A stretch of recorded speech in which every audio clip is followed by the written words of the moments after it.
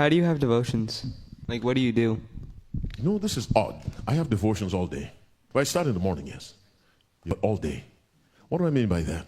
I'm always on the road, going to the supermarket, wherever. And I'm always reciting Bible verses. I'm thinking, what does this say? What does this mean? Trying to make connections between one passage and another passage. I'm literally always doing it. When I say always, I don't mean 24 hours a day, every minute. I mean at least every hour. Part of the hour, I'm going through passages, either reviewing or trying to learn new passages. And I'm thinking a few questions. What does this tell me about Jesus? Because they are they which testify of me. What does this verse teach me about Christ, the love of God? What does it teach me about righteousness, the central teaching of the gospel, righteousness by faith, what Christ does for the sinner? How does it help me understand some other passage? And as you recite and you learn and you fill your head, it's easy to compare this verse with that verse and that verse with this verse. And so literally all during the day, when I'm in the gym, you won't believe this, but I'll tell you. Say you're on the bench press, you do a set, 10 reps. And you take a minute to recover. I said to myself, that's a waste of time. Just sit there. Let me recite a verse. In the beginning, God created the heaven. And I started literally reciting passages while I'm recovering. So what I would do, I would time some passages, usually the Psalms. I will lift up mine eyes into the hills from whence, or Revelation 15. And see, it takes 40 seconds, I'll say it twice. And I do that. So the time is used. You understand what I'm trying to say? And so my devotion begins in the morning, but it also goes during the day.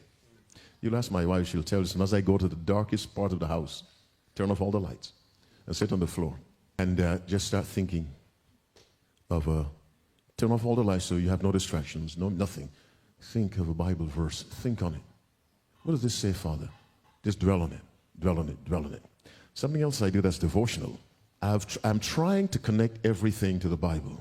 For instance, let's say I'm wearing a linen shirt or cotton shirt.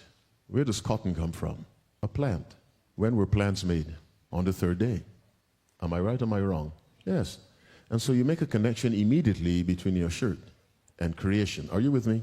Was it sunny today? It is still sunny. When was the sun made? On day 4. Who is the Son of righteousness? Jesus Christ. You make that spiritual connection. Have you ever driven down the street and you saw a dead deer, a dead rabbit, a dead something? We call it roadkill. How did death enter the world? Sin. Because the curse of Adam affected not only Adam, otherwise said his rebellion passed to the animal kingdom. And so they die. And so a bird flies by. They were made on the 5th day.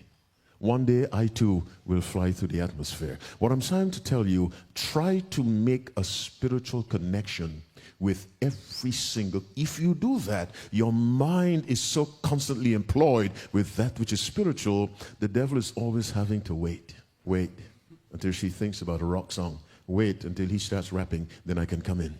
Keep the mind on this. You see a human being, they were made on the 6th day. As by one man sin entered into the world, and death by sin, Christ became human. You have a fight with your mother or your father. Didn't Lucifer have a fight with his creator, Jesus Christ? Yes. Every single thing. What is the spiritual connection?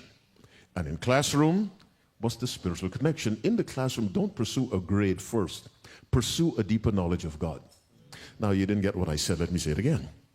I'm not telling you don't care what grade you get, because I earlier said excellence God requires. I'm saying to you is, let your pursuit of a grade travel on the track of your pursuit of a deeper knowledge of God. If you're studying biology, who created life?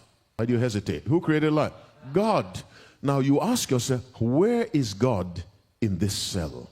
Where is God in anaerobic respiration? Where is God in gaseous exchange in the lungs?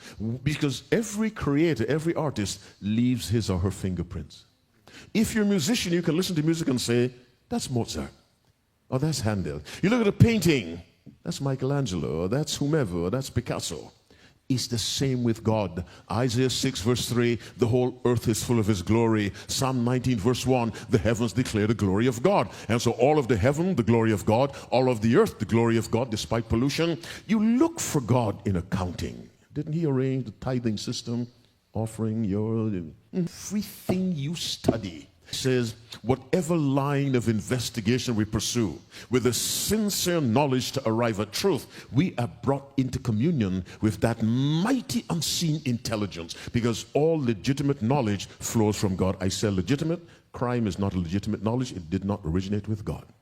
All branches of legitimate knowledge, from accounting to zoology, originate with God. And so what I'm telling you, pursue a deeper knowledge of God. And if you do it zealously, the greater will come. It changes your motivation, but the outcome is the same. Because God sees now, she's looking for me in this physics class. He's looking for me in this math class. She's looking for me in this history class. I'm a God of prophecy, and the Lord will bless your efforts. Search for a deeper knowledge of God. The greater will come.